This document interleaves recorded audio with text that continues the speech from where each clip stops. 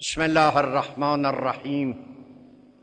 الحمد لله رب العالمین والصلاة والسلام على اشرف جمیع الانبیاء والمرسلین حبیب قلوبنا و طبیب نفوسنا ابی القاسم محمد.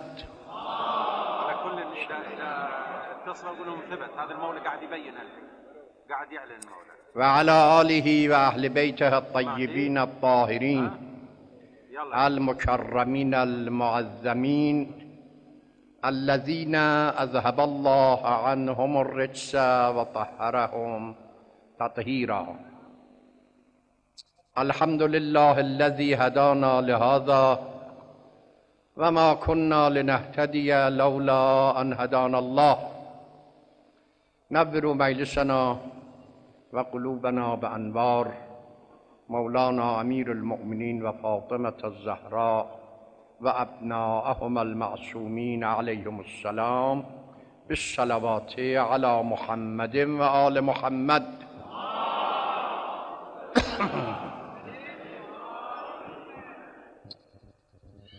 الحمد لله الذي وفقنا للصيام وقيام وأدعية وزيارات وأعمال هذا الشهر المبارك الذي هو شهر الله تبارك وتعالى بقدر وسعنا وطاقتنا، ونحن في الحقيقة مقصرين أمام ألطاف المعبود الكريم الرحيم، أما هو يقبل الأعمال ولو يسير.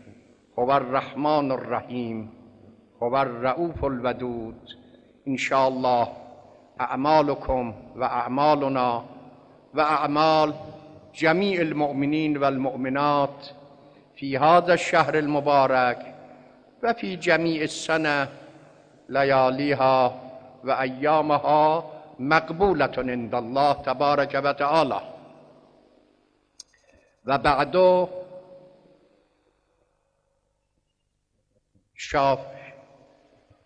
بعد المشافهة والتكلم مع الشهود الموثقين من المؤمنين الذين نعرفهم ونثق بشهادتهم عند الفضلاء أخي المعظم العلامة جناب أبو صادق والسيد الجليل الخطيب النبيل الشهير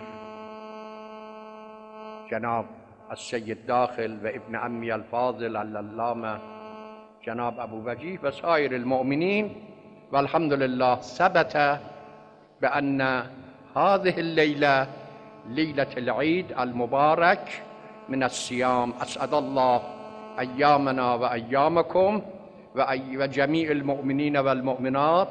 نسأل الله تبارك وتعالى التوفيق والسداد في العبادة وفي الإطاعة لله، وكذلك طول العمر لجميع العلماء والمراجع، سيما مرجعنا الديني الكبير الإمام المصلح والعبد الصالح والدي المعظم روحي فداه، وكذلك الرحمة الواصلة لجميع المؤمنين والمؤمنات، سيما مشايخنا العظام وعلمائنا الكرام، خصوصا سيدي ومولاي شيخنا الأوحد والسيد الأمجد والنور الأزهر وسائر العلماء، وعمي المقدس ميرزا علي وجدنا الأقدس ميرزا موسى، وجميع العلماء اللي خدموا الولاية والدين والأوحدية.